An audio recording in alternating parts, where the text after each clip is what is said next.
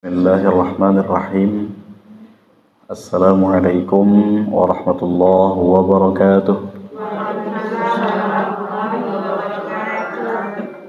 Innal hamdalillah nahmaduhu wa nasta'inuhu wa nastaghfiruh wa nastahdihi wa natubu ilayhi wa na'udzu billahi min shururi anfusina wa sayyiati a'malina.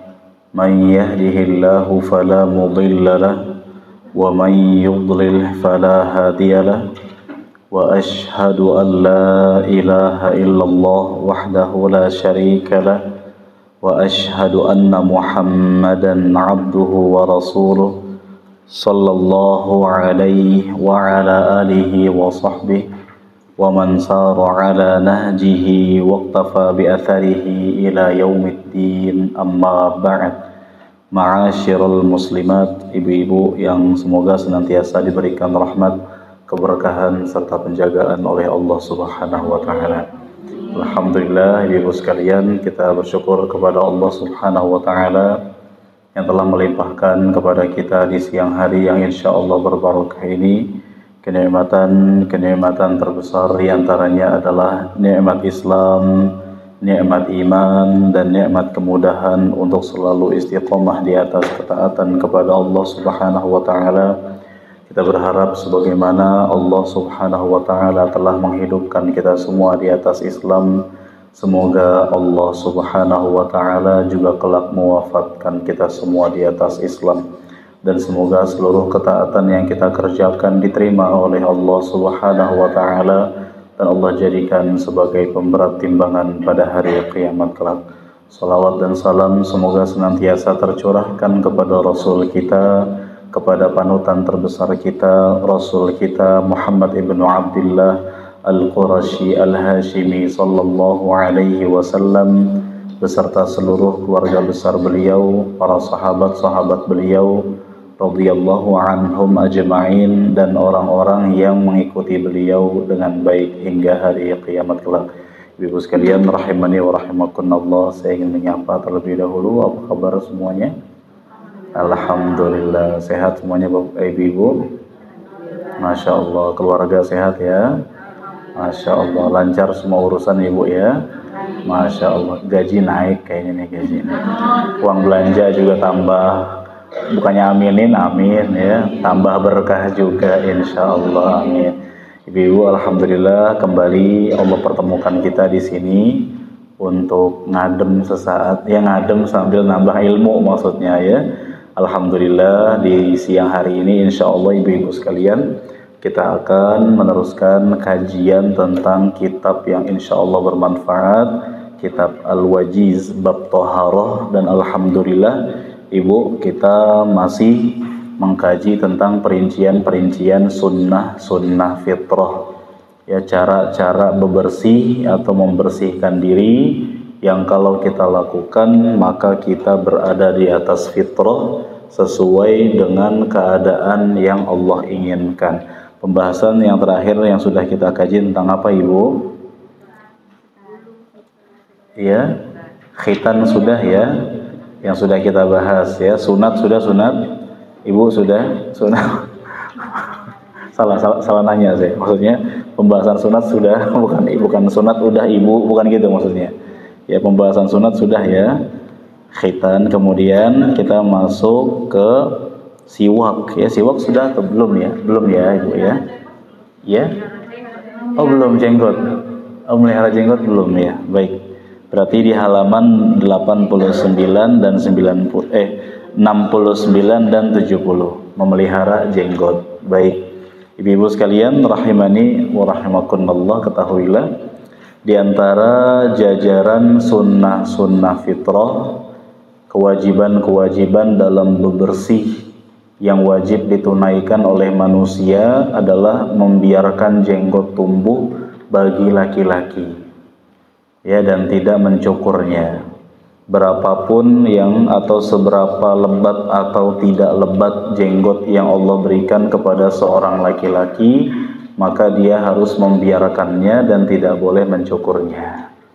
Ya, apapun alasannya, meskipun diperdebatkan oleh para ulama kalau yang dicukur hanya sedikit, Karena ibu-ibu sekalian, pertama yang kita akan baca keterangannya adalah tentang larangan-larangan dalam hadis-hadis Nabi SAW yang berkenaan dengan larangan mencukur jenggot. Kenapa alasannya nggak boleh nyukur jenggot? Pertama, lihat di bukunya ibu di halaman 70 paling atas, yang mencukur jenggot merupakan bentuk merubah ciptaan Allah.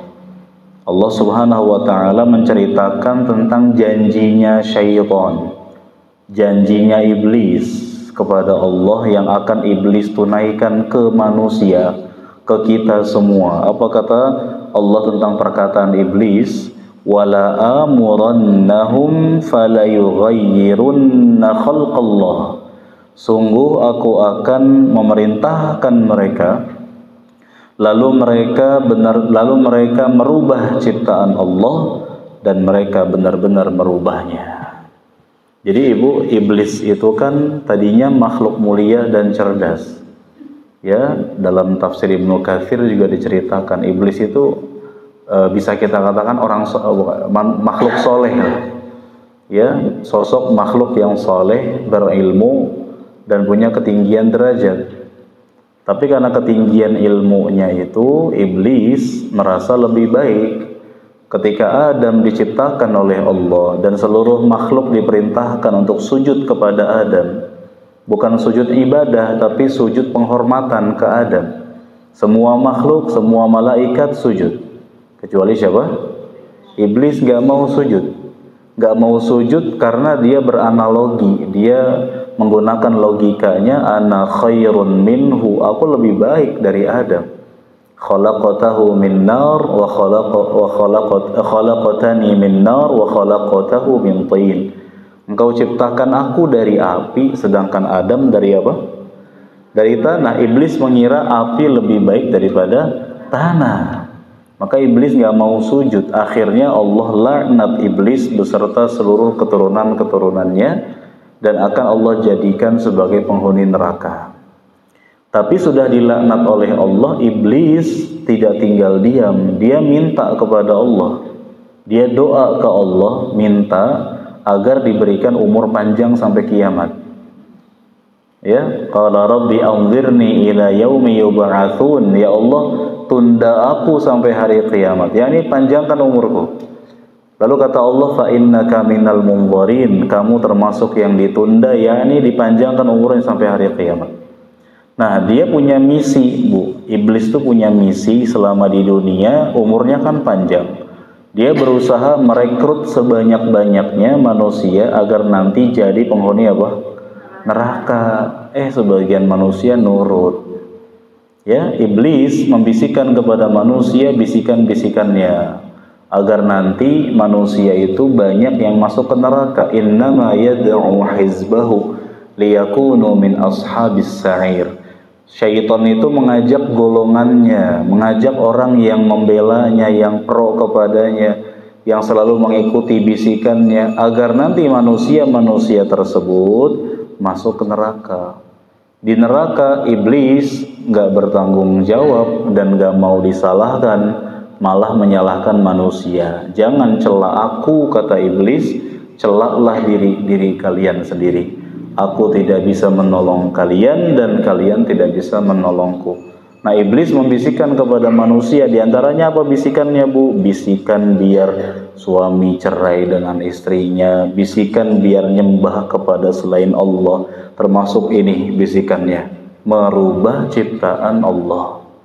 Udah cakep-cakep alisnya begitu kan, dicukur, Bu, diganti stabilo.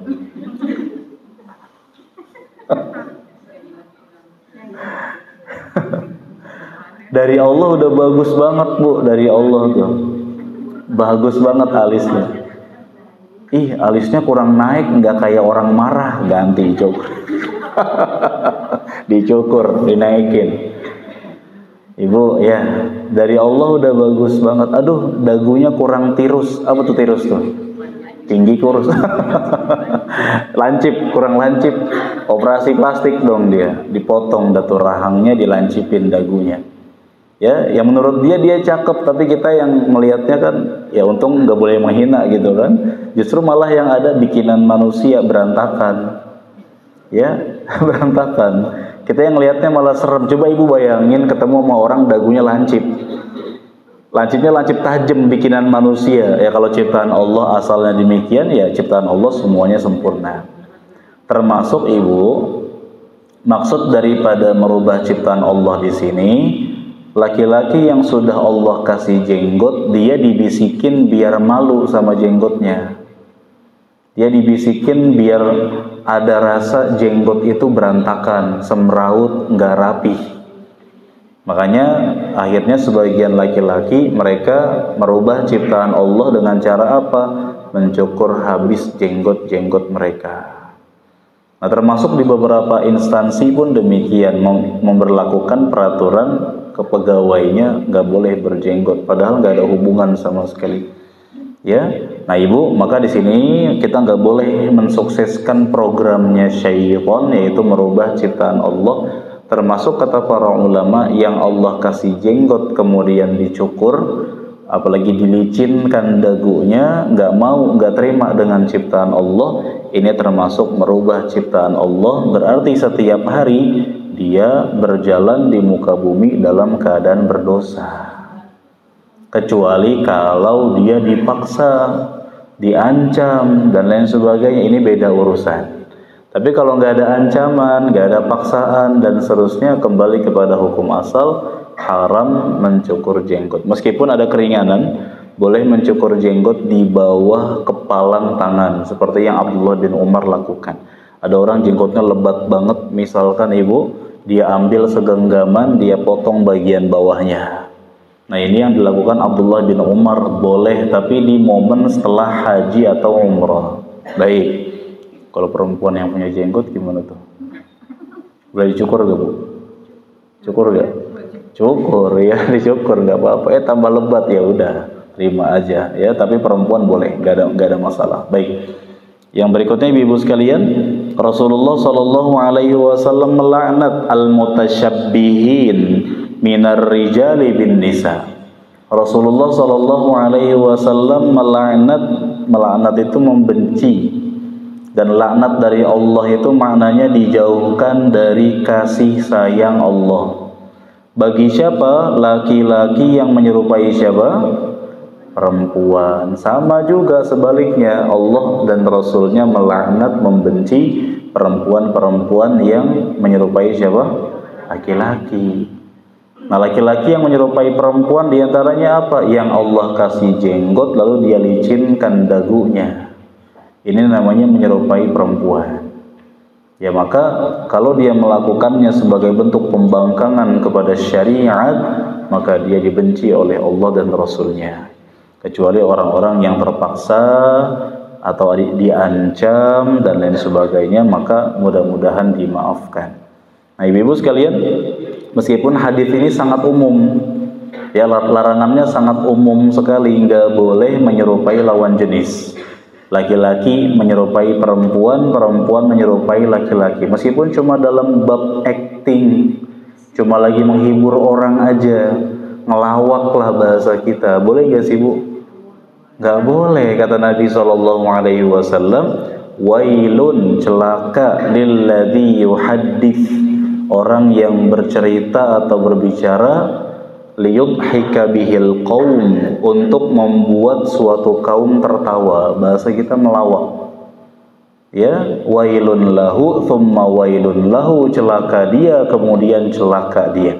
Didoakan kecelakaan 3 kali bagi orang yang melucu dengan membuat-buat cerita-cerita palsu, tujuannya untuk menghibur orang. Cuma netizen mah bilangnya menghibur orang kan ibadah. Ibadah dari mana?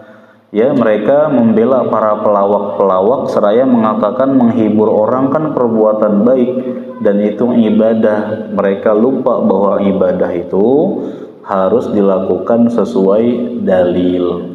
Kalau ada perintah ya kita lakukan. Maka ibu-ibu sekalian, orang-orang yang menyerupai lawan jenis niatnya cuma ngelawak, menghibur orang, nah ini perbuatan yang dilaknat. Kecuali kalau memang ada orang dari bawaan dari lahirnya memang yang laki-laki agak gimana nih? Apa nyebutnya kita? Kemayu. Tahu nggak Bu? Ya agak kemayu, agak gemulai. Tapi dia normal Bu. Dia normal. Dia suka sama perempuan. Dia nikah, dia punya anak. Dia nggak ada kecondongan ke laki-laki. Ya dia laki-laki normal. Cuma gayanya memang agak kemayu aja, gemulai. Kalau berantem ya menang juga dia Bu gitu, tapi dia emang gemulai aja. Nah kewajiban dia berusaha untuk menghilangkan sifat gemulainya. Yang perempuan juga sama, ada yang punya sifat apa? Tomboy. Ya kayak laki-laki gayanya. Nah tugas dia berusaha menjadi wanita seutuhnya, belajar agar lebih feminim. Nah ini, tapi nggak dosa. Baik, berikutnya Ibu. Nabi SAW bersabda, Juzzus syawarib wa arkhul liha khaliful majuz. Kata Nabi SAW, cukurlah kumis kalian dan peliharalah jenggot-jenggot kalian. Pelihara yakni biarkan dia tumbuh, dan kalian harus menyelisihi orang-orang majus. Orang majusi itu para penyembah api. Kalau dulu mereka berkumpul di kerajaan Persia, Furs. Orang dari Persia disebut Faris atau Al-Farisi. Ya, contoh ada sahabat berasal dari bangsa Persia, Salman Al-Farisi. Yaitu artinya Salman orang Persia, dari kebangsaan Persia. Tapi diikuti namanya oleh orang Indonesia ya, dari Walang Al-Farisi juga. Al-Walani ya Tuhan. Baik Ibu, orang Persia itu penyembah api. Ciri-ciri mereka itu biasa menggondrongkan kumis-kumis mereka dan mencukur habis jenggot-jenggot mereka. Jadi kumisnya panjang, jenggotnya nggak ada. Maka bukan termasuk tuntunan Islam ya Bu, orang atau laki-laki yang memelihara kumisnya dihias-hias sampai dikasih minyak apa biar kaku tuh, kayak apalah begitu Ibu, dan dia bangga dengan itu. Ini menyelisihi tuntunan Nabi SAW. Ada beberapa laki-laki yang mereka sayang terhadap kumisnya, nggak mau nyukur ya, karena udah terlanjur bagus bentuknya. Kayak dulu juga ada Bu ya, tokoh yang terkenal sama kumisnya yang tebal gitu kan dulu kan. Nah ternyata hal-hal seperti itu tidak sesuai dengan arahan Rasulullah Sallallahu Alaihi Wasallam. Kemudian yang berikutnya kata Nabi Sallallahu Alaihi Wasallam, khaliful musyrikin waffirul liha wa ahfus syawarib. Khaliful musyrikin, kalian harus berbeda, kalian harus menyelisihi orang-orang musyrikin. Kemudian panjangkanlah jenggot-jenggot kalian, yakni biarkan dia tumbuh, dan pendekkanlah, yakni cukurlah kumis-kumis kalian. Sama ya, hadis-hadis seperti ini sangat banyak sekali, hampir seirama dengan yang sudah kita baca. Intinya Ibu, mencukur jenggot itu haram kecuali dalam beberapa keadaan yang pernah dijelaskan oleh para ulama. Di antaranya perbuatan Abdullah bin Umar. Beliau setelah selesai ihram atau selesai menunaikan haji atau umroh, beliau mencukur habis rambut kepalanya dan memendekkan jenggotnya dengan cara mengambil segenggaman dan mencukur di bawah genggamannya. Ya, maka orang-orang zaman sekarang yang mencukur jenggot alasannya mengikuti Abdullah bin Umar, sedangkan Abdullah bin Umar itu mencukur jenggot setelah selesai umroh atau haji. Nah, yang nyukur jenggot zaman sekarang habis umroh enggak Bu? Enggak. Ya, maka ada baiknya ya kita himbau kepada anak-anak laki kaum muslimin, ya kepada para suami juga, agar mereka bersyukur kepada Allah atas nikmat jenggot dijaga. Kecuali di beberapa instansi seperti mungkin ya tentara atau apa, nah, ini mungkin peraturannya demikian. Kata para ulama, kalau masih bisa berprofesi dengan profesi lain itu bagus. Silahkan cari pekerjaan lain yang tidak mengganggu syariat. Tapi kalau sekiranya memang udah nggak ada pekerjaan lain dan lain sebagainya, maka mudah-mudahan dibolehkan. Jadi tetap haram tapi dibolehkan karena darurat dan terpaksa. Baik, itulah dia pembahasan tentang jenggot secara ringkas ya Bu. Kita masuk kepada cara bebersih yang selanjutnya, yaitu siwak. Ya, siwak. Apa arti siwak? Siwaknya mah artinya bendanya Bu, siwak. Ya, siwaknya sikat giginya itu siwak. Ya. Dan maksud pembahasan ini adalah diantara macam-macam bebersih adalah membersihkan gigi atau mulut dengan siwak. Dan siwak itu sendiri, ibu-ibu sekalian, asalnya berasal dari kayu arok. Nama kayunya kayu arok di Timur Tengah. Ya, dari akarnya. Jadi ada tanaman atau tumbuhan atau sejenis pohon namanya arok.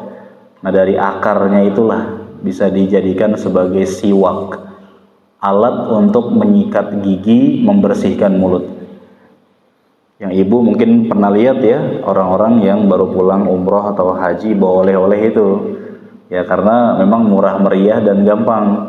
Di toko-toko herbal juga banyak sekarang ibu ya. Tapi jangan sembarangan kayu ya, di Indonesia nggak ada. Mirip nih, mirip nggak? Jangan ibu ya. Karena beda teksturnya, ntar akar yang lain diambil. Jadi di Timur Tengah banyak, nggak di Arab Saudi aja, nggak di Timur Tengah, secara umum di Yaman, bahkan di beberapa Asia Selatan juga ada, seperti Pakistan itu ada juga. Nah, kayu arok ini diambil bagian dari tumbuhan itu atau mungkin akarnya dan dijadikan seperti sikat gigi tanpa diolah di pabrik khusus ibu. Jadi dia bentuknya kan kalau kita potong nih sepanjang pulpen, lalu kita kupas kulit ujungnya, terus kita gigit-gigit Bu, nanti kayak sikat dia bentuknya. Buat bersihin gigi, sikat gigi tanpa odol nggak usah. Ya kali siwak pakai odol ibu, nggak usah. Langsung aja dipakai tanpa pasta gigi ibu pakai. Nanti emang baunya bau kayu khas dia, masya Allah. Tanpa dicuci lagi pun nggak masalah. Dengan begitu mulut kita akan wangi, nggak ada baunya, dan gigi kita pun bersih dan Allah pun ridho. Kata Rasulullah Sallallahu Alaihi Wasallam, siwak itu matharatun lil fami, mardatun lir rabbi. Siwak itu dapat membersihkan mulut dan membuat Allah ridho. Masya Allah, cuma siwakan, cuma nyikat gigi, tapi kata Nabi Sallallahu Alaihi Wasallam, matharatun lil fami, dapat membersihkan mulut-mulut kita, wa mardatun lir rabbi, dan mendatangkan keridhaan Allah. Orang-orang yang bersiwak dengan kayu arok dalam rangka menjalankan sunnah, maka dia akan mendapatkan pahala. Nah, tapi ibu, bukan berarti kita mempraktekkan bab siwak ini harus pakai kayu arok. Di Indonesia kan nggak ada, di pasar lontar juga nggak ada yang jual Bu. Adanya kayu apa di pasar lontar tuh? Nah, kayu manis adanya, kan beda, itu buat nyayur. Ya, nggak ada nih. Maka boleh kata para ulama pakai sikat gigi modern. Nggak apa-apa. Ibu merek apa sih giginya Bu? Ya Cipta disebutin ya, Ciptaden ya. Apapun Bu, boleh bebas. Mau pakai merek apa, pakai sikat gigi modern dalam rangka menjalankan sunnah, dapat pahala. Maka kata para ulama, untuk mempraktekkan urusan-urusan duniawi harus kita niatkan dalam rangka ibadah agar berbuah pahala. Ya, ada orang misalkan dia mandi Bu, mandi asalnya nggak ada pahala apa-apa yang dia dapat. Tapi kalau dia mandi tujuannya, misalkan ibulah tadi sebelum ke majelis taklim, mandi niatnya biar nanti di majelis taklim enggak ngantuk, biar segar, meskipun faktanya ngantuk juga. Misalnya Bu, misalnya ya, saya mau mandi biar nanti di kajian enggak nyender. Nih misalnya Bu, misalnya nggak apa-apa ibu, nggak apa-apa. Yang nyender nggak apa-apa. Saya nggak nyender, nggak apa-apa Bu. Misalnya Bu, majelis lain. Gak apa-apa. Saya mandi biar seger, biar gak ngantuk, ya, biar ustadznya jelasin, saya nggak kemana-mana nanti gitu kan. Gak apa-apa, ibu mandi niatnya untuk biar di majelis enggak ngantuk. Masya Allah, berpahala mandinya. Makan dan minum asalnya tidak ada pahala nih, perbuatan duniawi. Tapi kalau kita makan dan minum dalam rangka menjalankan perintah Allah untuk menjaga kesehatan, biar ibadahnya kuat, setiap suapan nasi yang kita makan, tegukan air minum yang kita minum, itu bernilai pahala, Bu. Masya Allah. Makanya nggak usah diet, nggak usah ya, nggak usah diet, makan aja, niatnya biar sehat, ya biar sehat, dan agar kalau sehat ibadahnya kuat. Ibu bisa melaksanakan sholat 5 waktu dengan sempurna, sholat sunnah yang banyak, sholat tahajud gak ketinggalan, dan juga dengan ibu sahur bisa puasa sunnah. Ini kan Masya Allah, ini semua perbuatan duniawi yang bernilai pahala besar di sisi Allah kalau kita niatkan untuk ibadah. Termasuk bersiwak, nyikat gigi. Ibu beli sikat gigi tujuannya biar untuk membersihkan mulut. Kata Nabi SAW, bersiwak itu membersihkan mulut dan membuat Allah ridho. Karena Allah Subhanahu wa taala berfirman, "Innallaha yuhibbut tawwabina wa yuhibbul mutatahhirin." Sesungguhnya Allah suka orang-orang yang suka bertaubat dan mencintai orang-orang yang menjaga apa? Kebersihan. Nah itu. Sampai-sampai Ibu Rasulullah sallallahu alaihi wasallam itu karena begitu perhatian masalah kebersihan dan kewangian, melarang laki-laki yang habis makan bawang putih, bawang merah untuk ke masjid. Gak boleh ke masjid sampai dia mewangikan mulutnya dulu. Kata Nabi SAW, barang siapa yang makan bawang putih, bawang merah, jangan dekat-dekat masjid kami, karena malaikat akan terganggu sebagaimana anak Adam terganggu. Jengkol. Kalau jengkol diolah jadi rasa rendang ya nggak apa-apa gitu loh. Rasa daging misalkan, jengkolnya diolah dulu Bu, berarti biar wangi. Nah, termasuk pete ya, jengkol, pete, apapun lah makanan yang menimbulkan bau yang tidak sedap. Atau nggak mesti itu aja, makanan apapun yang kira-kira bau bumbunya ganggu orang. Lagi amin di jamaah bau rendang, ya kan ganggu yang lain. Makanya sebelum ke masjid sikat gigi dulu. Termasuk Bu, bau badan. Ya, maka para laki-laki terutama ya, perempuan kan ada larangan dari Nabi nggak boleh pakai minyak wangi. Ya, kecuali minyak wangi yang memang dicium oleh diri sendiri, nggak menimbulkan semerbak. Kalau laki-laki memang disukai oleh Nabi untuk memakai minyak wangi. Ya, karena bau badan itu akan mengganggu malaikat. Dan malaikat merasa terganggu. Kalau ada anak Adam yang terganggu, malaikat otomatis terganggu. Nah, Masya Allah, artinya apa di sini Ibu? Nabi SAW sangat perhatian terhadap kebersihan, kerapihan, dan juga kewangian, agar kita menjadi orang-orang yang dicintai oleh Allah, karena Allah suka hamba-hambanya yang menjaga kebersihan. Baik. Dan siwak ini dianjurkan dalam beberapa momen ya Bu. Kita kembali ke buku, kita lihat. Siwak dianjurkan dalam beberapa momen atau keadaan. Yang pertama ketika berwudu. Ya, dianjurkan bersiwak atau menyikat gigi ketika berwudu. Ketika berwudu yang dimaksud Ibu adalah sebelum wudu ya, atau sambil wudu, tapi lebih diutamakan sebelum berwudu. Wudu itu kan diawali dengan cuci tangan, kemudian kumur-kumur. Nah, maka sebelum kumur-kumur ada baiknya siwakan dulu, sikat gigi dulu. Biar nanti kotoran-kotoran dan sisa-sisa makanan pada mulut atau gigi bisa keluar. Biar nggak ada kasus ketika sholat ada sisa makanan yang nyangkut Bu. Ya, misalkan ada orang lagi sholat, di giginya masih ada sisa berapa, sesuap nasi. Nggak mungkin sesuap nggak mungkin, kebanyakan. Ya, masih ada daging-dagingnya nih. Nah, unik nih Bu, gimana kalau ada orang lagi sholat lalu ada sisaan makanan di giginya? Dibuang apa ditelan Bu? Hah? Buangnya kemana? Lagi sholat berjamaah melepeh ke temennya. Habis salam debat tuh. Gimana Bu? Boleh, ada beberapa pilihan. Ibu boleh buang atau ludahin ke, kalau ada bawa tisu di tisu, kalau ada di kantong ke kantong. Boleh juga ke jilbabnya, kan gak najis. Ya, dan kalau memang mendesak sekali nggak ada tempat buangan lain, ke sebelah kiri di kaki kita. Tapi kalau lagi sholat berjamaah kan ntar kena temen, yang ludah ke teman. Dalam hal ini boleh ke baju. Yang Nabi dan para sahabatnya pernah lakukan adalah dengan baju, ambil bajunya lalu melepeh ke bajunya, nggak apa-apa, nggak masalah. Nah, ibu-ibu sekalian, Rasulullah Shallallahu Alaihi Wasallam bersabda tentang anjuran siwak sebelum wudu. Dari Abu Hurairah radhiyallahu anhu, beliau berkata, qala Rasulullah sallallahu alaihi wasallam, Rasulullah sallallahu alaihi wasallam bersabda, laula an asyqa ala ummati la amartuhum bis-siwaki ma'al wudu.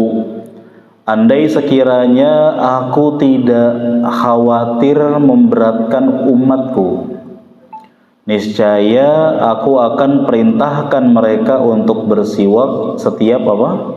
Setiap berwudu. Kata Nabi, andai aku tidak memberatkan umatku, aku akan wajibkan mereka semua untuk bersiwak sebelum wudu. Tapi Masya Allah, Nabi nggak mau memberatkan kita. Nah, di sini Ibu ada kesimpulan atau beberapa kesimpulan dari para ulama dari hadis ini. Yang pertama adalah Rasulullah Shallallahu Alaihi Wasallam sangat mencintai dan menyayangi umatnya. Ya, Rasulullah Shallallahu Alaihi Wasallam sangat mencintai dan menyayangi umatnya. Ya, beliau itu tidak egois mementingkan diri sendiri, tapi memikirkan kita. Kalau beliau mampu-mampu saja setiap wudu siwakan, sikat gigi, tapi umatnya belum tentu. Buktinya ibu tadi wudu sikat gigi nggak Bu? Kan enggak. Paling kita, apalagi orang Indonesia, sikat gigi mungkin di beberapa momen aja, pas mandi terutama diantaranya juga. Jarang kalau cuma wudu doang sambil sikat gigi, kan jarang. Kalau itu wajib, kita dosa mulu tiap hari Bu. Tapi Nabi nggak mau kita dosa terus. Masya Allah. Makanya Nabi katakan, kalau nggak memberatkan kalian umatku, maka aku akan wajibkan kalian bersiwak sebelum berwudu. Nah, Rasulullah Shallallahu Alaihi Wasallam penyayang kepada umatnya. Kalau ada di antara kita Ibu yang merasa punya sifat sayang ke keluarga, ke anak, ke suami, maka Nabi itu lebih penyayang lagi dari kita. Sifat sayang kita ke orang lain itu belum ada apa-apanya Bu dengan sifat sayangnya Rasulullah Shallallahu Alaihi Wasallam kepada umatnya. Allah Subhanahu Wa Taala menyebutkan sifat Rasul kita Shallallahu Alaihi Wasallam dalam surah, sebentar ya Bu,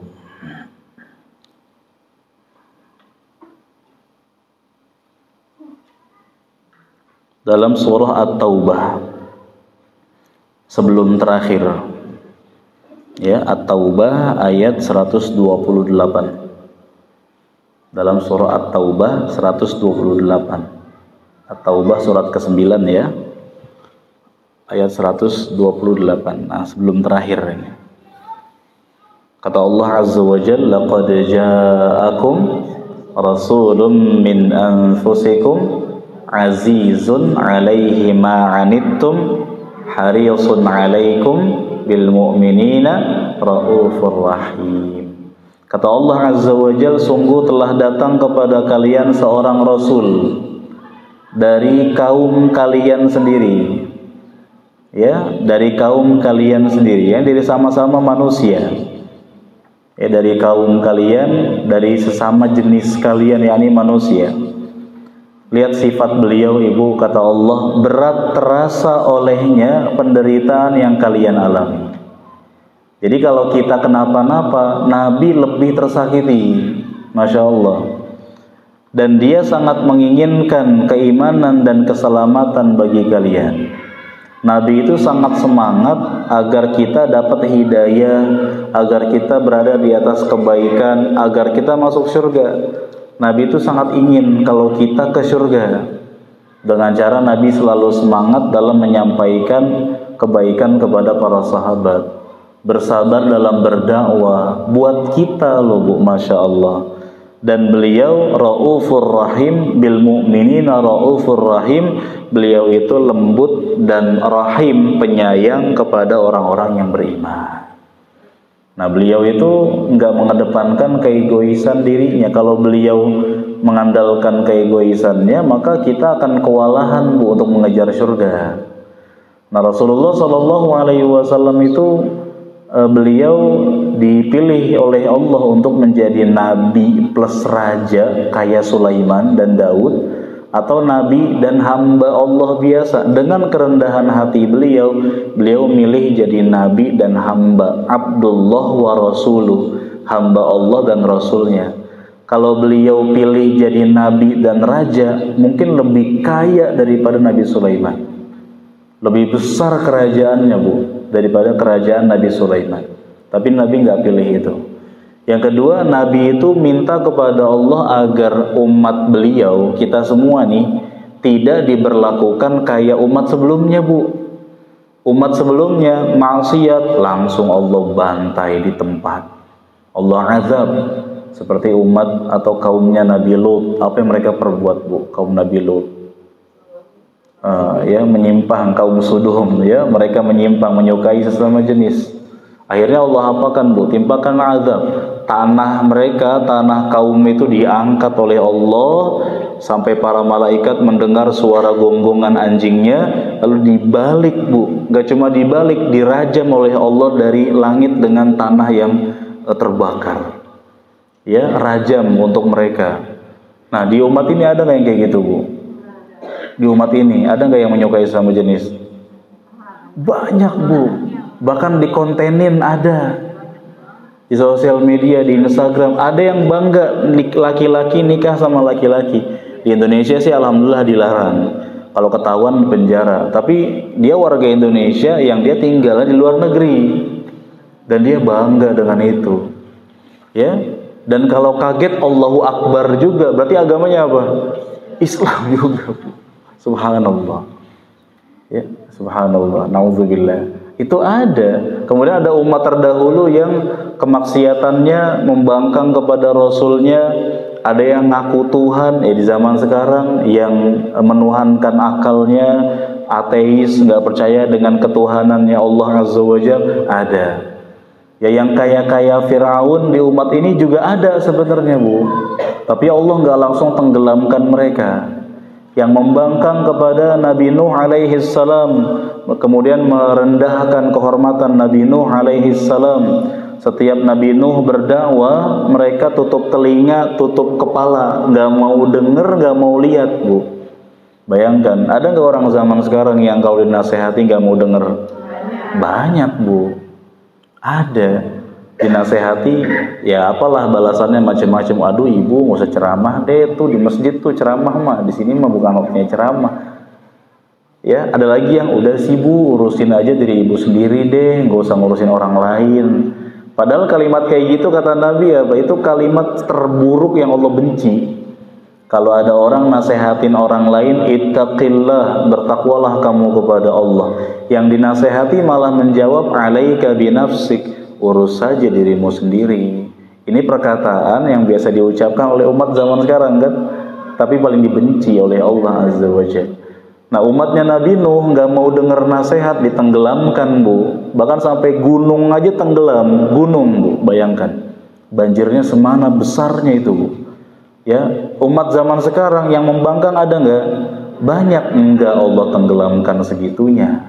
Nah, Nabi Muhammad SAW minta kepada Allah agar umatnya ini enggak diberlakukan kayak umat sebelumnya. Tapi apa? Azabnya ditunda untuk nanti hari kiamat.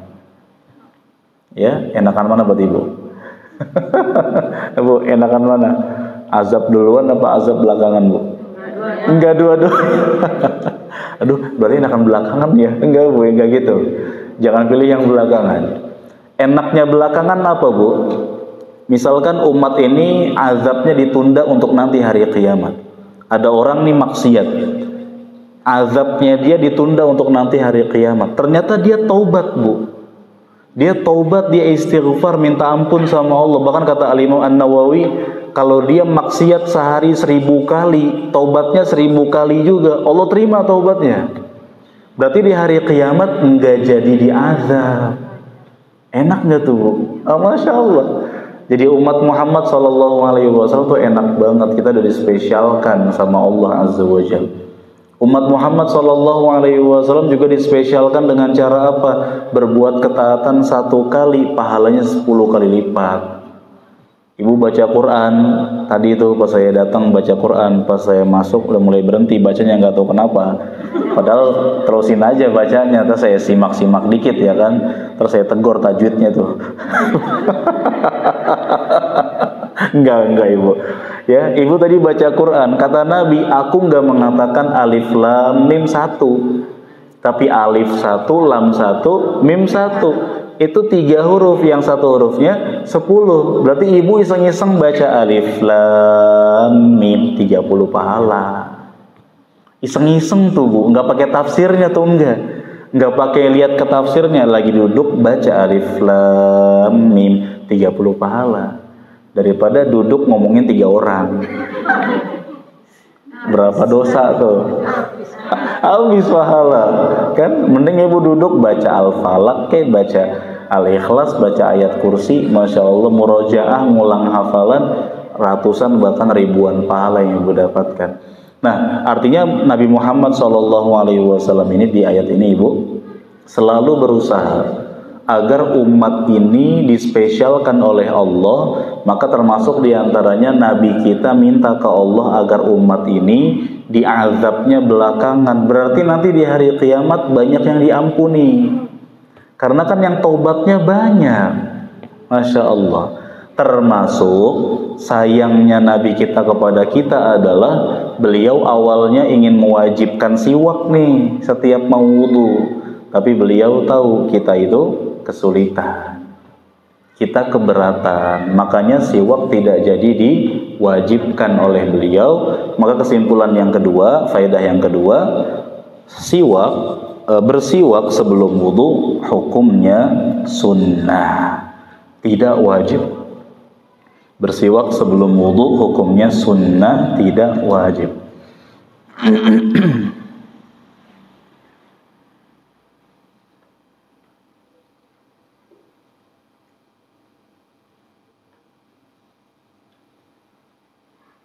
Jadi siwak nggak wajib Bu, hukumnya sunnah, karena Nabi SAW bersabda yang sudah kita baca hadisnya tadi, kalau tidak memberatkan umatku, ya, aku akan perintahkan mereka untuk bersiwak setiap wudu. Tapi Nabi SAW tahu bahwa ini memberatkan, maka tidak. Rasulullah SAW sudah sering ngalah Bu untuk untuk umatnya, ya, untuk para sahabat. Beliau sering ngalah. Waktu itu pernah Ibu di momen perang Uhud, perang kedua dalam Islam, yang akhirnya kaum muslimin mengalami kekalahan yang lumayan menyedihkan, tapi memang ada hikmahnya, ada pelajaran-pelajaran berharga di balik itu. Awalnya itu orang-orang kafir mereka berusaha untuk menyerang Madinah bersama sekitar 3.000 orang Bu, 3.000 prajurit. Mereka akan menyerang kaum muslimin. Nah, maka Rasulullah SAW berinisiatif untuk kita berperangnya di Madinah aja. Masing-masing prajurit kaum muslimin jaga di depan-depan gang, berjaga jadi kalau ibarat tanding kandang, ya, main kandang aja. Tapi para sahabat kan yang muda-muda juga banyak, yang semangat-semangat juga banyak. Mereka bilang, tidak wahai Rasulullah, kami udah rindu ingin menyayat-nyayat kulit mereka. Ya, artinya ingin berperang di medan perang, jangan di Madinah. Nabi awalnya maunya gimana? Perangnya di Madinah aja, di kandang aja, buat apa? Lebih kondusif. Tapi ngelihat para sahabat semuanya pada semangat, para sahabat semuanya maunya perang di tempat terbuka, di medan perang, akhirnya Nabi ngalah Bu. Rasulullah SAW akhirnya beliau pulang ke rumah. Pulang ke rumah, ganti baju Bu, ganti baju perang. pakai baju besi, dan beliau bawa perlengkapan perangnya. Nah, setelah Nabi pulang ke rumah, para sahabat mungkin ngerasa bersalah. Kok kita malah kayak maksa Nabi? Nabi maunya perangnya di Madinah, kita malah paksa beliau untuk perang di medan perang. Mereka ngerasa bersalah. Akhirnya para sahabat datang ke rumah Rasulullah Sallallahu Alaihi Wasallam dan minta maaf. Ya, dan nggak apa-apa wahai Rasulullah, kita perang di Madinah aja. Tapi Nabi terlanjur pakai baju besi. Nah, ada peraturan khusus memang untuk Rasulullah Sallallahu Alaihi Wasallam, karena ada beberapa peraturan yang memang khusus buat Nabi tapi nggak berlaku buat umatnya. Kayak Nabi itu wajib tahajud, Bu, wajib ya. Kalau buat kita apa? Sunnah. Kemudian Nabi boleh menikah lebih dari 4 istri, itu buat Nabi aja, selainnya tidak. Nah, Nabi kalau sudah pakai baju besi nggak layak untuk dicopot kembali. Mau nggak mau harus perang. Akhirnya terjadilah perang, dan kemudian setelah itu Allah berikan ujian kepada kaum muslimin, akhirnya mengalami kekalahan.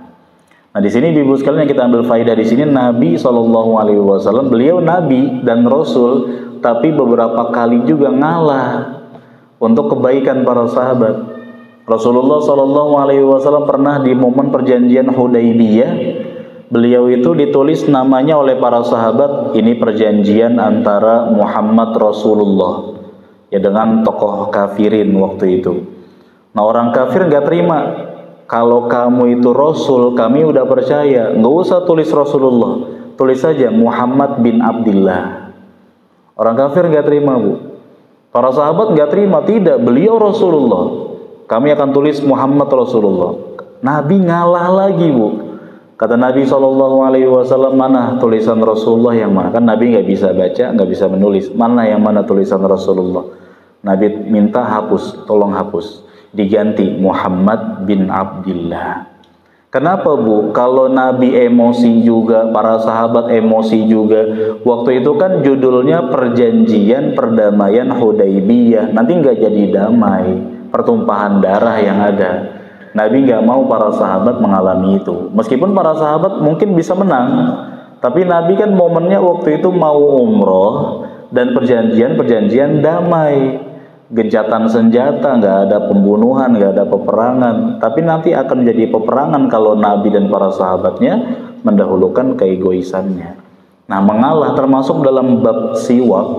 Nabi mah udah biasa siwakan, Bu, mau tidur siwakan, bangun tidur siwakan. Mudah bagi beliau. Beliau ingin mewajibkan, nggak jadi karena umatnya apa? Keberatan. Maka kata para ulama, kalau ada suatu perintah yang asalnya wajib namun tidak jadi diwajibkan, maka perintah tersebut hukumnya berubah menjadi sunnah. Berarti kalau ada orang mau wudu tapi nggak sikat gigi, sah nggak wudunya?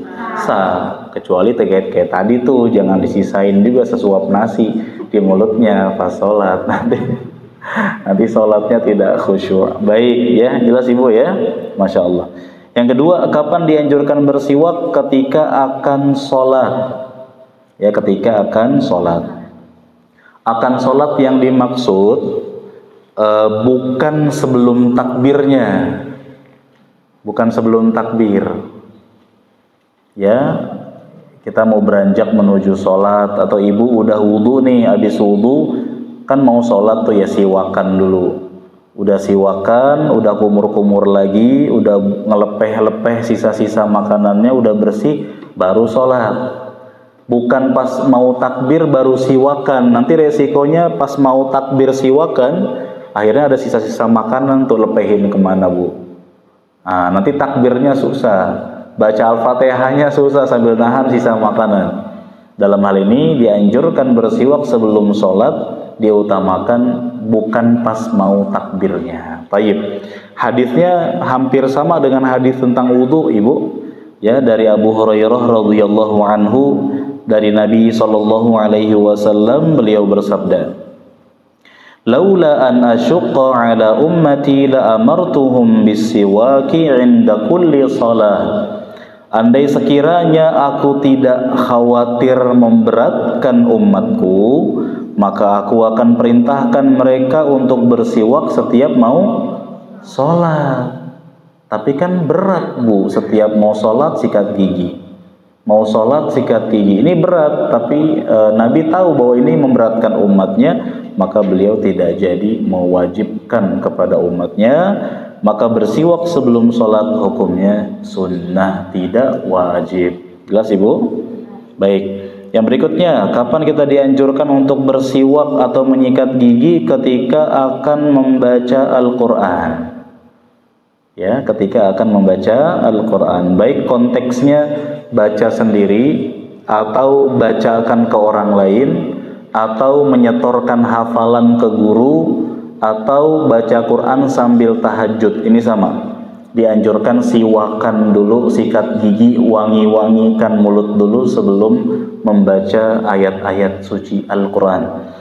Berdasarkan hadis dari Ali radhiyallahu anhu, beliau berkata, "Amarna bis-siwak wa qala innal 'abda idza qama yusalli atahu malakun faqama khalfahu yastami'u al-Qur'an wa yadnu fala yazalu yastami'u wa yadnu hatta yad'a fahu 'ala fihi fala yaqra'u ayatan illa kanat fi jawfil malak." Dari Ali radhiyallahu anhu, beliau berkata, Nabi sallallahu alaihi wasallam memerintahkan kami untuk bersiwak, dan beliau bersabda, sesungguhnya seorang hamba apabila bangun malam lalu sholat, berarti di hadis ini untuk sholat malam ya, maka datang kepadanya seorang malaikat lalu berdiri di belakangnya menyimak bacaan Al-Quran dan mendekat kepadanya sampai menempelkan mulutnya pada mulut si hamba tersebut. Maka tidaklah dia membaca satu ayat Al-Quran pun, melainkan ayat itu akan masuk ke rongga mulutnya malaikat. Berarti pas ibu baca Quran itu ada malaikat yang nyimak. Nah, dalam rangka menjaga adab kita dalam membaca kalamullah, firman Allah ini, ada baiknya kita mewangikan mulut terlebih dahulu. Karena yang kita baca ini bukan kalimat-kalimat sembarangan Bu. Yang kita baca ini bukan kalimat-kalimat syair bikinan manusia, bukan hasil inovasi orang, bukan. Ini murni firman Allah yang menciptakan alam semesta. Nah, yang kita baca ini kan firman Allah, maka kita muliakan Ibu. Beda loh baca Quran dengan baca kitab-kitab lain. Ya, kitab-kitab lain karya manusia, ya masih agak mending kalau tidak beradab. Nah, jangan sampai kita tidak beradab kepada Al-Quran. Di antara bentuk beradab kepada Quran yang merupakan firman-Nya Allah adalah mewangikan mulut terlebih dahulu sebelum membaca Al-Quran, karena ternyata juga ayat-ayat yang kita baca masuk ke rongga mulutnya malaikat. Ya, termasuk juga konteksnya ketika ibu bacain Quran ke orang lain, ngajar ngaji misalnya, atau setoran hafalan. Apalagi kalau setor hafalannya habis subuh Bu, kan yang namanya kita bangun tidur ya kan, bangun tidur mau sholat tahajud atau sholat subuh, orang bangun tidur kan pasti ya normalnya Bu ya, mulutnya kan bau, pasti kan. Tiba-tiba dia nggak sikat gigi pas bangun tidur Bu. Setelah subuh dia setoran hafalan ke ustazahnya. Nah, ini menyakiti tanpa menyentuh namanya ini Bu. Ya, kasihan ustazahnya. Ya akhirnya, oh gimana ustazah hafalan saya? Gimana hafalan saya? Oh bagus Bu, bagus. Ya akhirnya terpaksa ya.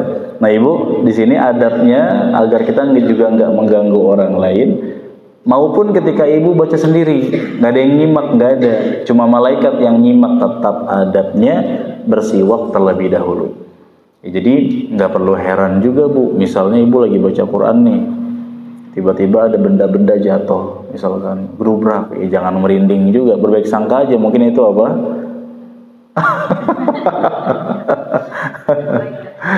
enggak juga sih, malaikat nggak iseng, kucing itu Bu. Ada orang kan gini nih, lagi ngaji lah misalkan, terus ada benda jatuh, gubrak. Menurut sebagian masyarakat, ini anggota keluarganya yang udah meninggal dan lagi pamit katanya. Selama ini di mana dan ngapain gitu loh, baru pamit sekarang gitu loh. Enggak Bu ya, ini syaitan. Setan itu selalu berusaha biar ibu baca Qur'annya enggak khusyuk, sholatnya enggak khusyuk. Coba deh tantangan Bu, ibu baca Quran tapi sosokan baca Qurannya di HP. Ya, baca Quran di HP nih ya kan, enggak di silent lagi HP-nya. Baca nih awalnya masih bagus, baca teng nong, abaikan, kan lagi baca Quran, nggak boleh dong lihat WhatsApp. Teng nong, ada apa sih nih? Teng nong, rame di grup kayaknya udahlah. Ibu ya, setan berusaha agar kita nggak khusyuk baca Qurannya, biar kita lupa, biar kita tuh mulutnya berat, biar kita tuh kelopak matanya berat, gampang ngantuk Bu. Baca Quran baru sehalaman nguapnya 5 kali. Lihat handphone nonton Bu, nggak nguap-nguap Bu. Subhanallah. Nah, syaitan berusaha demikian. Maka kita pun kalau ingin baca Quran, ya wangikan mulut Bu, segarkan mulut, nanti segar juga badannya. Tetap ngantuk nih, pindah tempat. Tetap ngantuk sesekali berdiri. Jadi biar kita tetap fokus untuk membaca Al-Quran. Jangan sampai Bu, kita hamba Allah enggak baca Quran. Ini keterlaluan. Tiap hari wajib banget ibu baca Quran. Baik yang jago maupun yang belepotan, baca nggak apa-apa. Ya satu baris tapi istiqomah setiap hari enggak masalah daripada enggak sama sekali. Karena orang-orang yang meninggalkan Al-Quran, maka mereka termasuk orang yang sedang berpaling dari Allah. Kita aja kangen sama pasangan kita, kok nggak di WhatsApp nih kan gitu. Kita kangen nih sama anak, kok anak nggak WhatsApp, nggak nelpon. Maka seharusnya lebih kangen lagi kepada Allah. Cara komunikasi kita kepada Allah dengan dalam rangka meluapkan rasa rindu kita kepadanya dengan cara membaca Al-Quran. Kata sebagian ulama kurang lebih gini maknanya Bu. Kalau kamu ingin tahu seberapa besar kejujuran rindu kamu kepada Allah, maka lihat bagaimana kesungguhan kamu dalam membaca Al-Quran tiap hari. Kalau kita semakin cuek sama Quran, ya berarti sebenarnya kita tuh nggak rindu sama Allah. Naudzubillah.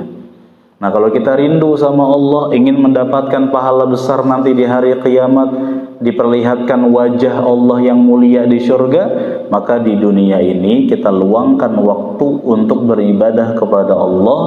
Bahkan ibu, kita harus selalu siap juga nyuri-nyuri waktu dunia kita untuk kita ibadah kepada Allah. Termasuk ibadah termudah adalah membaca Al-Quran. Nah, adab dalam membaca Al-Quran diantaranya bersiwak, menyikat gigi. Meskipun kalau ada orang yang nggak siwakan sebelum baca Quran, dosa tidak ibu? Nggak dosa juga. Tapi kalau dia mau bacain ke orang, ada baiknya wangikan dulu mulutnya. Jangan siksa orang lain dengan. Kalau apa? Ya lagi buang angin ya. Baik. Lanjutin nggak baca Qurannya ibu? Baca Quran termasuk ibadah yang tidak perlu dengan wudhu. Ibadah yang harus ditunaikan dengan wudhu itu sholat. Adapun baca Quran maka tidak. Kalau sekiranya setelah buang angin atau siul dari bawah, ibu nggak wudhu lagi nggak apa-apa. Tapi kalau mau diulang itu bagus. Adab aja sih, lebih kepada adab. Nabi SAW nggak suka menyebut nama Allah melainkan sudah dalam kondisi berwudu. Pernah ada yang salam kepada beliau, habis salam Nabi nggak jawab salam sahabat itu. Nabi wudu dulu. Setelah wudu baru Nabi katakan, tidak ada yang menghalangi aku untuk menjawab salammu, melainkan aku tidak suka menyebut nama Allah melainkan sudah dalam kondisi wudu suci. Jadi kalau kita mau wudu sebelum baca Quran boleh, tapi nggak wajib. Ini adab yang sangat bagus sekali, masya Allah. Nah, kemudian ini menarik sekali dalam lagi baca Quran, kemudian buang angin, lanjut atau tidak? Maka lanjut silahkan kalau mau. Tapi kalau sekiranya misalkan dipotongnya itu belum sampai ke akhir ayat, terusin dulu akhir ayatnya, baru silahkan. Kita mau wudu silahkan. Jadi misalkan kita baru baca di pertengahan kata atau kalimat, lalu tadi itu entah diajak ngobrol sama orang atau diucapin salam sama orang, ada baiknya selesaikan dulu ayatnya sampai terakhir, sampai akhir ayat ya. Misalkan baru minal jinnati, assalamualaikum, misalkan gitu. Terusin dulu wannas, baru jawab salamnya. Ya, wallahu alam. Baik, jelas Ibu ya terkait kesunahan siwak sebelum membaca Al-Qur'an. Kemudian yang berikutnya, kapan dianjurkan bersiwak Ibu? Ketika akan masuk ke dalam rumah. Pas mau masuk rumah. Ini terutama juga bagi para suami ya, yang mereka habis aktivitas dari luar, habis bekerja, nah ketika ingin masuk rumah ada baiknya rapih-rapih dulu ya sebelum ketemu istrinya. Memang sebagian suami zaman sekarang apa adanya, pulang kerja ya begitu apa adanya, kadang masam, kadang keringetan, kadang agak bau badan juga, kadang cemberut juga, urusan di kantor dibawa-bawa ke rumah, siap-siap anak istri jadi imbasnya kan gitu kan, jadi pelampiasannya. Nah justru yang Nabi lakukan tidak demikian Ibu. Masya Allah, hadisnya kita baca dari Al-Miqdam Ibnu Syuraih dari bapaknya, beliau berkata, Sa'altu Aisyah, aku bertanya kepada Aisyah radhiyallahu anha, qultu, aku berkata, bi ayyi syai'in kana yabda'un nabiy sallallahu alaihi wasallam idza dakhala baitahu. Dengan apa Nabi memulai ketika hendak masuk ke dalam rumahnya? Aisyah menjawab, bisiwak, dengan bersiwak. Jadi Nabi ketika masuk ke dalam rumah atau mau masuk rumah, yang Nabi lakukan siwakan dulu. Karena setelah itu kan akan ngobrol dengan Aisyah ya, atau menciumnya, bermesraan dengannya. Jadi ada faidah di sini Ibu, hendaknya suami atau istri selalu berusaha untuk berpenampilan menarik di hadapan pasangannya. Jangan mentang-mentang kita udah nikah puluhan tahun Ustaz, jadi nggak usah itu kayak gitulah, natural aja apa adanya, bau sekalian udah sama-sama tahu. Enggak Bu, ya tidak, tetap berusaha rapi, berusaha bersih, berusaha menjaga agar tidak mengeluarkan bau mulut gitu kan. Lagi ngobrol asik-asik, seru-seru, curhat, tapi bau mulutnya nembak-nembak Bu, kan mengganggu keromantisan jadinya. Apalagi kadang-kadang kan biasanya suami kalau pulang yang ngobrol sama istrinya, kan normalnya suami begitu, normalnya Bu ya, pulang kerja harus siap jadi pendengar yang baik buat curhatan istri nih. Biasanya istri udah nyiapin 50 judul nih. Pak, tahu nggak Pak tadi? Oh gitu, iya. Terus tahu nggak Pak tadi? Itu yang kedua tuh. Oh gitu. Terus masa Pak? Iya. Oh gitu. Yang penting jadi pendengar yang baik kan. Nah sama-sama rapi, sama-sama diwangikan mulutnya. Di sini menunjukkan bahwa Nabi SAW ya, di antara faedahnya juga beliau merupakan suami terbaik sepanjang masa. Ya, beliau merupakan manusia terbaik, pemimpin terbaik, suami terbaik. Kata Nabi SAW, khairukum li ahlihi. Sebaik-baik kalian adalah yang paling baik ke pasangannya, ke istrinya, ke keluarganya. Dan aku orang yang paling baik kepada keluargaku. Jadi salah banget nih kalau ada suami yang baik di luar, sama teman-temannya royal, loyal, baik, ngobrolnya awet lama, nyampe ke rumah mesem. Ya, kayaknya rumah tuh bukan tempat yang baik buat nyari inspirasi dan seterusnya. Aneh nih kalau nggak betah di rumah, aneh. Ya sama, ya istri juga berusaha bagaimana caranya suami betah di rumah, nyaman dan seterusnya. Sebaik-baik suami adalah yang baik ke keluarganya. Ada suami yang kalau sama temennya, wih traktir, nggak pakai mikir lah pokoknya, setengah sadar tuh ngabisin gajinya gitu kan sama teman-temannya. Pas ke istrinya pelit. Ya masa kamu uang belanja 10.000 kurang, nggak bersyukur kamu. Dolar Bu, dolar. Ya Ibu, nah di sini Masya Allah faedahnya Rasulullah SAW kan nikah bertahun-tahun sama Aisyah.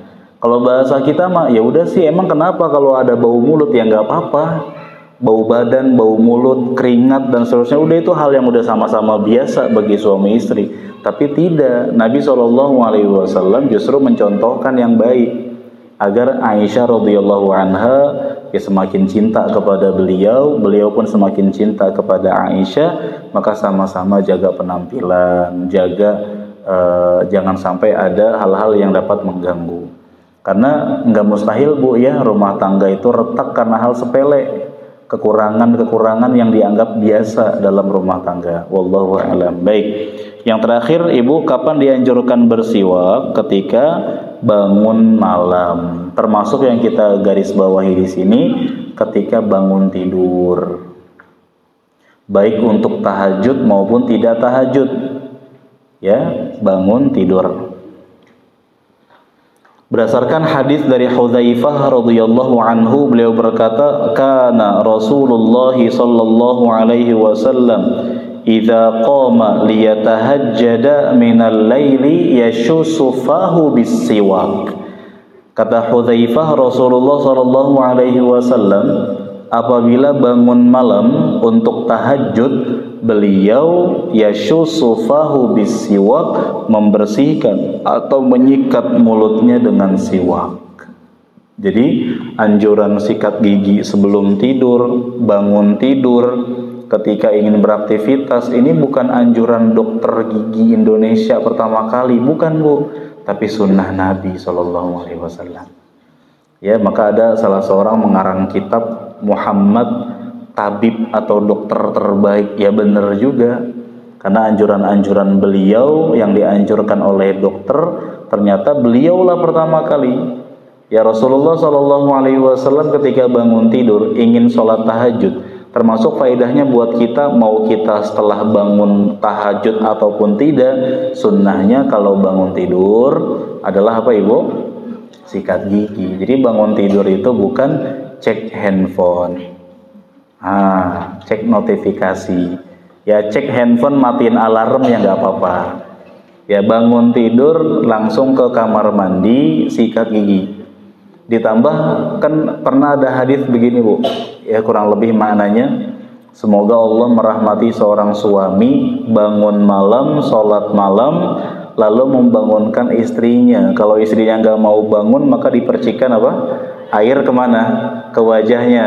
Semoga Allah merahmati seorang istri bangun malam, sholat malam, lalu bangunkan suaminya. Kalau suaminya nggak mau bangun, percikan air ke wajahnya. Kenapa kok air ke wajah, kata para ulama? Karena ketika bangun tidur, diantara hal yang sangat efektif untuk menghilangkan rasa ngantuk dan malas adalah menyentuhkan air ke tubuh. Jadi Ibu bangun tidur, kok mau tahajud ngantuk parah nih, ngantuk banget, segera baca doa bangun tidur, Bismika Allahumma hamutu, wah ya tidur lagi itu, nyenyak langsung. Alhamdulillahilladzi ahyana ba'dama amatana wa ilaihin nusyur. Setelah itu langsung kamar mandi Bu, cuci muka. Kayak kalau Ibu lagi mens enggak sholat misalkan, ya cuci muka atau wudu. Yang penting kenakan air ke badan. Nanti akan hilang rasa ngantuk dan malasnya.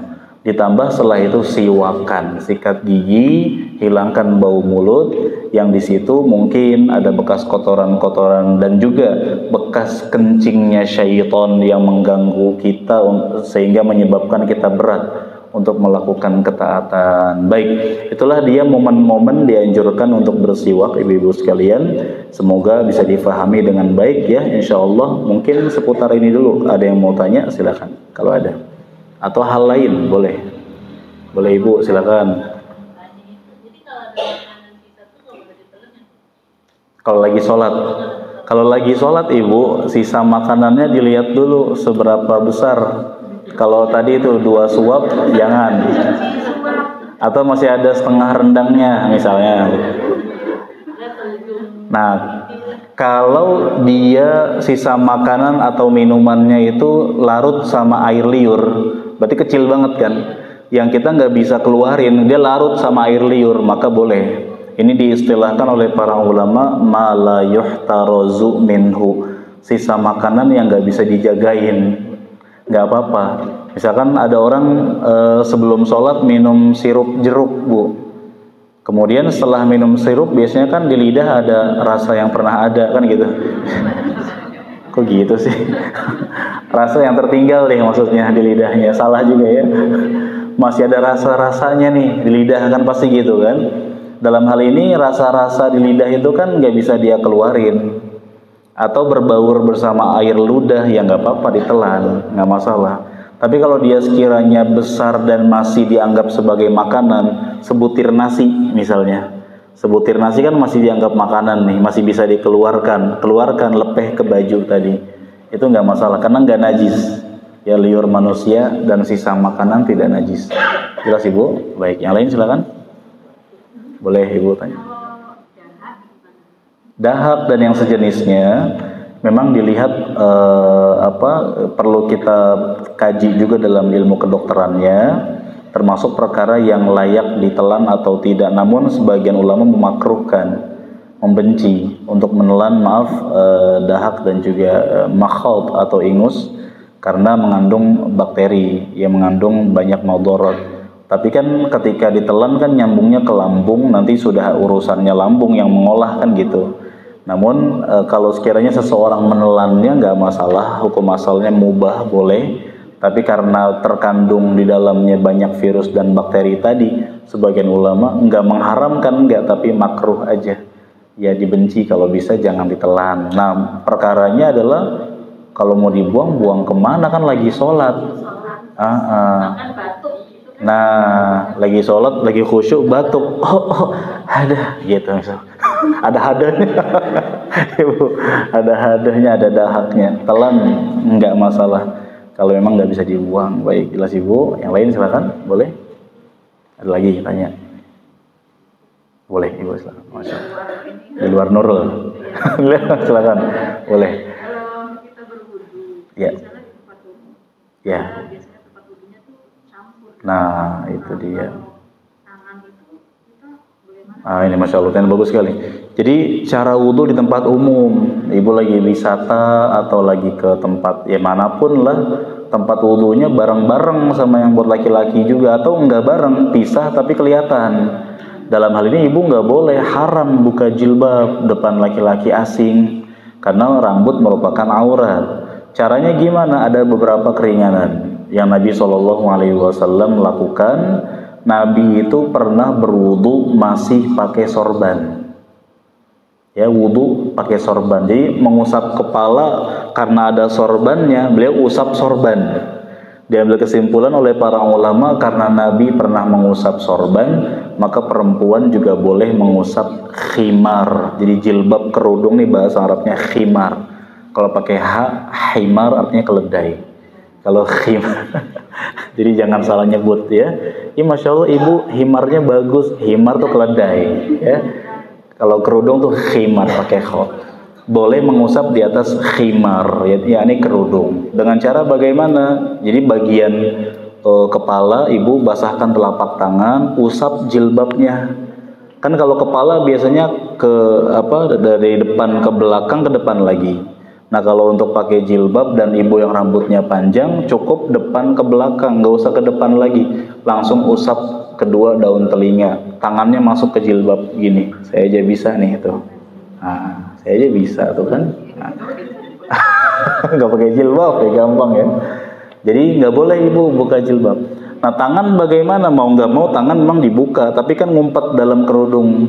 Jangan dikasih lihat juga tangannya, karena aurat sampai pergelangan tangan. Yang boleh Ibu perlihatkan cuma telapak tangan dan punggungnya, punggung telapak tangan maksudnya yang boleh dikasih lihat. Kaki bagaimana? Mau nggak mau harus dibuka. Kalau Ibu sebelum pakai kaos kaki di rumah belum wudu. Tapi kalau Ibu di rumah udah wudu, Ibu wudu normal nih biasa, terus pakai kaos kaki, di luar batal. Pas mau wudu lagi, bagian kaki usap aja kaos kaki bagian atasnya. Anggap ini kaki nih, anggap kan nggak mungkin kaki saya sendiri yang asli kan. Ini kaki nih Bu, ya kan, usap aja begini, basahin dulu telapak tangannya, usap gini, satu, yang kiri satu.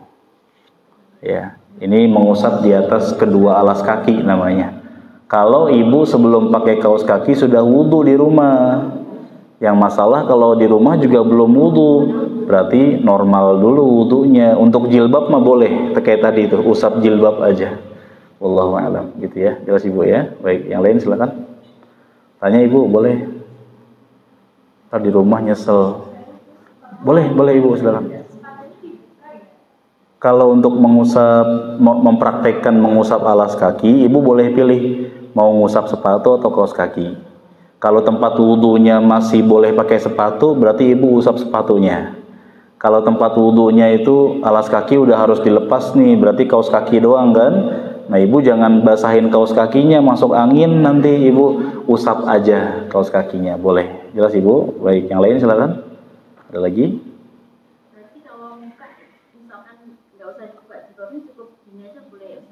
Jadi tetap usahakan semua bagian-bagian tubuh yang dibasuh air wudhu itu, kalau yang perintahnya cuci ya cuci, berarti ada aliran air. Enggak sekedar maaf kayak basahin telapak tangan, usap-usap muka.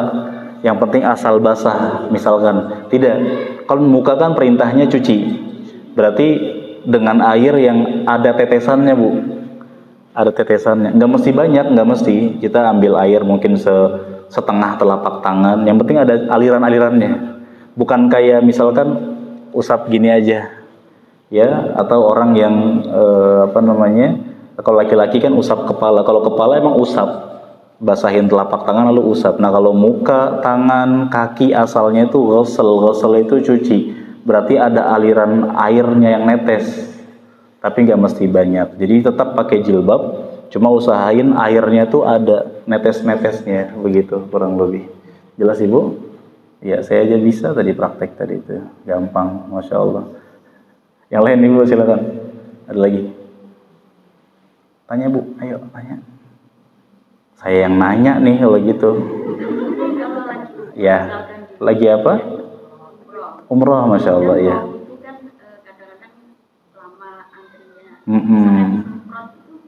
Nah, wudhu pakai semprotan boleh tidak? Boleh, tapi kaidahnya sama kayak tadi. Yang bagian yang harus dicuci. Berarti semprotnya sampai benar-benar ada air ngalirnya. Nah, ada tata cara wudhu yang disampaikan oleh pembimbing umroh, tapi bagian muka kayak usap, cuma sekedar basah. Misalkan kan kalau semprot gini doang bu, semprot sekali dua kali, nggak ada yang ngalir tuh, cuma basah doang, sekedar basah. Dalam wudhu itu kan ada istilah namanya mencuci atau ghusl, ada mengusap atau masah. Yang mengusap ini cuma untuk kepala, basahin telapak tangan, usap kepala. Jadi kepala nggak mesti becek nih kayak guyuran, enggak, tapi wajah, tangan dan kaki itu harus cuci, berarti ada air yang mengalir. Nah kita mau ke kamar mandi jauh dan ngantri kan, kita boleh pakai spray tadi, semprotan, tapi kaidahnya harus sama tadi, mengalir. Ada air yang mengalir. Wallahu a'lam. Nah, terus kumur-kumurnya gimana? Ya kumur-kumur kan nggak mesti dibuang, boleh ditelan juga. Masukkan air ke hidung, buangnya kemana? Kalau cuma dikit kan buang ke baju juga nggak apa-apa. Basah-basah dikit nggak apa-apa, nggak ngaruh. Begitu ibu, jelas ya? Yang lain silakan. Boleh ibu. Baik, di kereta saya belum pernah nih kebetulan bu ya ke kondisi kamar mandi di kereta. Tapi kalau memang ibu lebih tahu kondisi di sana nggak memungkinkan buat wudhu, misalnya airnya mungkin yang susah atau kamar mandinya yang nggak bisa lah buat wudhu, tapi airnya masih ada. Kalau airnya masih ada, masih wajib wudhu ibu. Tapi yang jadi masalah kalau airnya nggak ada. Atau saya pernah punya pengalaman ke Natuna pertambangan minyak, itu pesawatnya pesawat kecil. Nah saya kaget lihat wastafelnya airnya kayak air sabun wangi. Entahlah di pesawat lain gitu apa enggak, pas saya buka di wastafelnya airnya air sabun. Oh ini nggak bisa buat wudhu. Resikonya berarti kita tayamum tuh, menggunakan debu yang kelihatan entah di bawah, lalu ibu tepukkan kedua telapak tangan ibu ke area yang ada debunya, kemudian tiup, lalu usap ke wajah satu kali, ke telapak tangan satu kali. Semudah itu. Tapi kalau masih ada air, ibu harus berwudu. Ya, kecuali kalau airnya ada tapi nggak bisa dipakai kayak tadi, airnya bersabun, berwangi dan seterusnya. Gitu. Saya belum pernah lihat kondisi aslinya. Kalau masih memungkinkan untuk wudu, maka wudu. Kalau masih memungkinkan untuk nunggu nyampe aja deh, masih kekejar waktu sholat selanjutnya, maka silahkan, boleh juga. nggak masalah. Misalkan ibu berangkat jam 12:30, nyampe jam 2:30, 2:30 masih zuhur bu, masih boleh. Berarti ibu sholatnya di musola stasiun aja ya, silahkan, nggak masalah. Yang penting dapat sholatnya. Jelas ibu? Baik, lagi yang lain?